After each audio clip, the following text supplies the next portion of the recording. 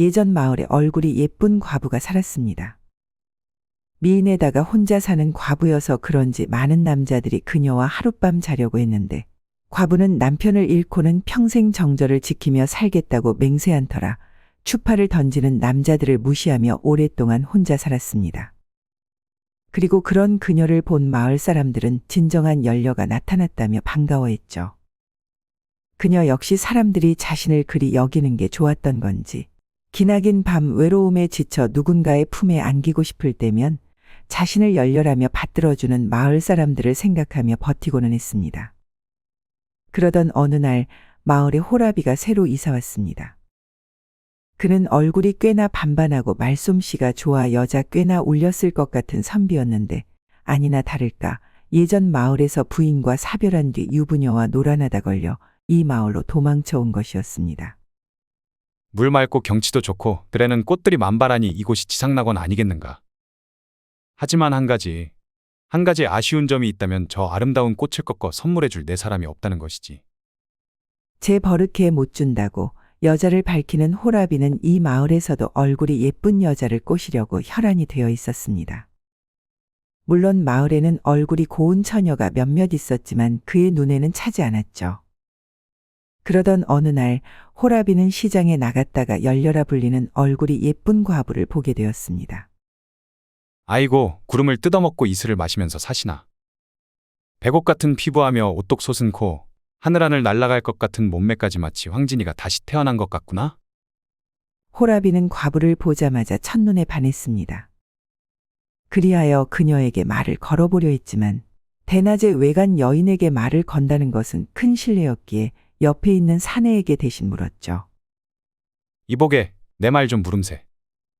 저기 저 행상 옆을 지나가는 아리따운 여인이 대체 누구인지 아는가? 아, 저분이요? 저분은 저 큰 감나무 집에 사는 과부인데 얼굴이 예뻐서 많은 남정네들이 추근대는 분이지요.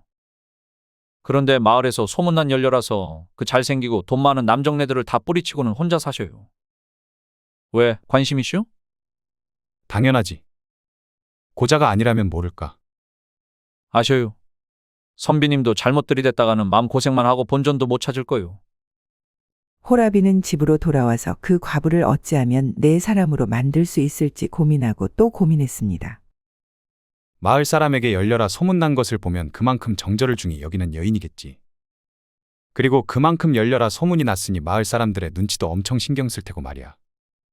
하지만 반대로 사람들 앞에서 열려답지 않은 행동거지를 들킨다면 어찌 되려나? 다음 날 호라비는 시장으로 가서 어제 얘기를 나눈 사내를 만났습니다. 그리고 자신이 시키는 대로 하면 2냥을 주겠다며 사내를 설득했죠. 사내 역시 그가 시키는 대로만 하면 꽁돈이 생기는 것이니 마다하지 않고 그의 말을 따르기로 했습니다.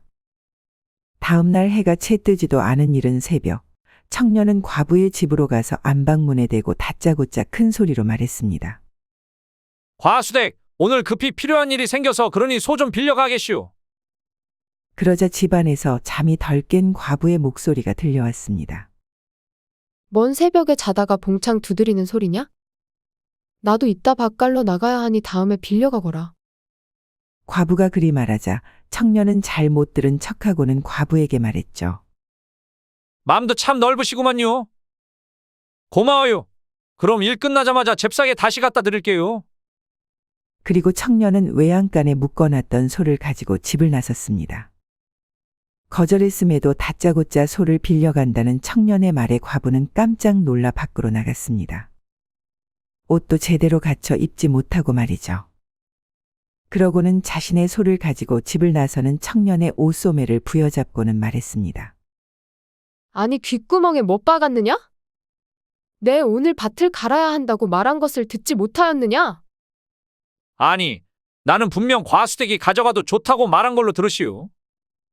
두 남녀가 옥신각신하는 것을 멀리서 지켜보고 있던 호라비는 순간 틈을 타 과부의 방으로 들어갔습니다.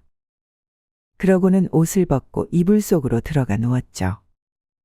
서로를 향한 막말과 고함이 오가면서 마을 사람들이 뭔 일인가 하여 하나 둘씩 모여들기 시작했습니다. 과부는 옷을 제대로 갖춰 입지 않아 부끄러울 만도 했지만 분노에 눈이 멀어 신경 쓰지 못했습니다. 아니 아까는 빌려가도 된다면서요. 제가 옆집에 방귀 소리도 알아맞출 정도로 귀가 좋은 놈인데 어찌 잘못 들었다고 자꾸만 우기셔요? 이 상놈의 자식이 내 이 두 손으로 내 놈의 명주를 끊어주랴. 마을 사람들은 서로 자신이 맞다고 말하는 두 사람의 싸움을 재미있게 바라보고 있었습니다. 예나 지금이나 가장 재미있는 것은 싸움 구경과 불 구경이라는 말이 있을 정도였으니까요. 그때였습니다.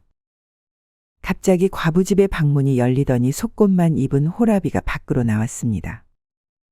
그러고는 사내에게 고래고래 고함을 치는 것이 아니겠습니까? 이놈이 보자 하니까 어찌 뚫린 입이라고 거짓말을 늘어놓느냐? 분명 내 옆에서 똑똑히 들었다. 오늘 밭갈러 가야 하니까 나중에 빌려가라고. 옆에서 그 말을 듣고 있던 내가 증인이다, 이놈아. 과부의 방에서 갑자기 나타난 호라비를 본 사람들은 경악을 금치 못했습니다. 아니, 평생 절개를 지키며 산다 카더만 어찌 남자를 끌어들였노? 완전 내숭아이가. 얌전한 고양이 부뚜막에 먼저 올라간다고 부뚜막이 아니라 남자를 올라탔네. 올라탔어. 마을 사람들은 호라비와 과부를 번갈아 보며 수근거렸습니다. 그도 그럴 것이 과부는 거의 헐벗고 있었고 호라비는 속옷만 입은 채 열렬하고 소문난 과부의 집에서 나왔으니 그럴 만도 했죠. 과부는 순간 니시길래 제 방에서 나오시는 겁니까? 처음 보시는 분이 그리하면 됩니까? 라며 화를 냈습니다. 하지만 마을 사람들은 처음 봤다는 과부의 말을 믿지 않았죠. 분명 과부의 집에서 호라비가 윗옷을 벗은 채로 나오는 것을 똑똑히 보았는데 어떤 바보가 그녀의 말을 믿을까요? 호라비가 나오자 사내는 갑자기 공손해지더니 소의 고삐를 과부에게 주고는 말했습니다. 죄송해요. 제가 제대로 듣지 못하고 착각했나 보네요. 그는 그 말을 남기고는 사람들 속으로 사라졌습니다. 마을 사람들 역시 싸움이 끝나자 하나 둘씩 흩어져 제 갈 길을 갔죠. 사람들이 모두 사라지고 나자 과부는 자신의 집에서 나온 호라비에게 소리치며 말했습니다. 대체 누구시길래 이런 개짓을 했어가지고 저를 마을의 몹쓸년으로 만듭니까? 이보시오. 진정하고 내 말을 들어보시오. 분명 처음에는 절개를 지키는 자신의 모습이 좋았고 그런 자신을 존경하는 마을 사람들이 좋았겠지. 근데 보시오. 별것 아닌 오해로도 이리 쉽게 돌아서는 게 사람이고 인간이요. 그런데 왜 그들의 존경 어린 눈빛을 보려고 이리 힘들게 살았냔 말이오. 왜 남들 눈치 보느라 외로운 밤 허벅지를 찔러가며 그리 참고 지냈냔 말이오. 그러니 이제부터는 남 신경 쓰지 말고 자신의 행복을 위해 사는 게 어떻겠소? 호라비의 달변에 과부는 잠시 생각에 잠겼습니다.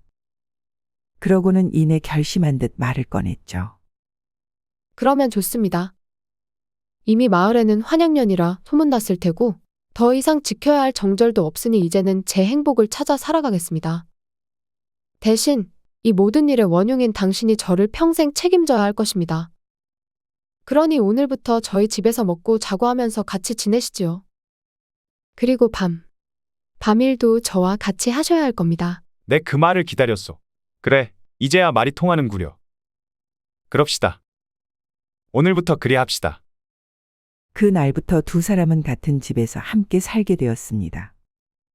물론 마을 사람들이 그들을 보며 수군거렸지만 두 사람은 신경 쓰지 않았죠. 더 이상 남 신경 쓰며 살지 않고 자신들의 행복을 위해서만 살기로 마음먹었기에 가능한 일이었습니다. 이상 야담설화였습니다. 구독과 좋아요는 사랑입니다. 감사합니다.